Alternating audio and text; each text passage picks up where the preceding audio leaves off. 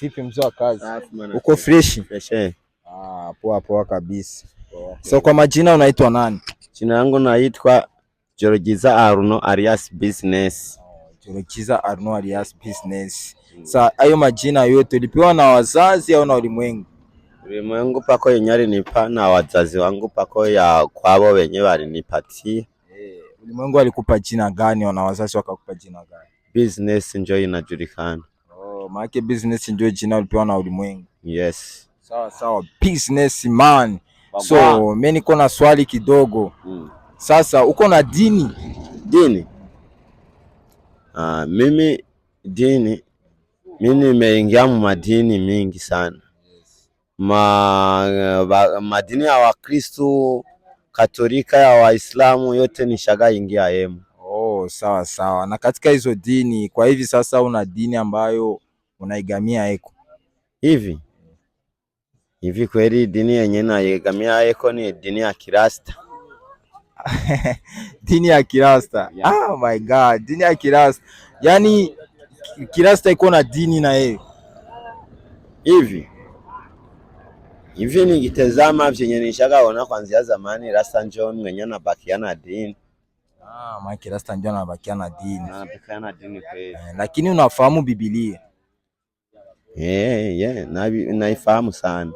Na katika hiyo dini yenu mko na kitabu ambacho mnakuwa mnaingia eko, wala kitabu ambacho mnafuatilia kinawabeba kama Warasta? Kitabu kipo vrema pako kitabu. Kitabu chetu ni maneno ya mtu tunafuatilia tarehe lake, kama vile Kristo wanafuatilia Jesus na si Rasta tunafuatilia Bob Marley. Sawa. Rasta man business. Kwa. Sawa, mimi niko na swali lingine business.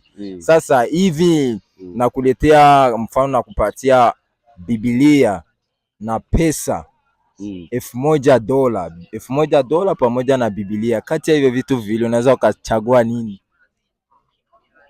$1,000 na Biblia. Dolari na Biblia. Yes. Hapo nikichagua ndachagua dolari. Utachagua dolari. Kwa sababu yani kwa nini unachagua dolari? Juu nikisoma mu Biblia nasoma au nikiomba Mungu na muomba anipe dola. Mimi siombi, sitafutaki kingine hapa kwa dunia. Mimi natafuta dola. Yaani hapa kwa dunia utafuti chengine, unatafuta dola. Hapa kwa dunia ni dola. Sawa. Yaani we dola, unachagua dola kabisa. Kweli. Sawa. Yani maneno ya Mungu yana maana kwako au faida yoyote? Maneno ya Mungu, yani Mungu sio mpaka bamunambie. Mimi mwenyewe mimi namjionea. Mie Mungu nikipita mu njia zenye apendi mimi naviona.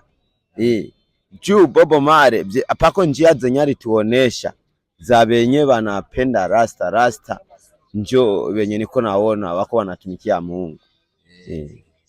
Okay. Yo my people, mshamsikia businessman Rasta man, blessa. So huyu ni business kwa majina yake.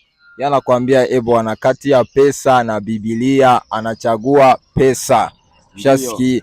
So msikosi mfuatilia na kuweka comment hapo, eske unaweza ukachagua nini? Thank you.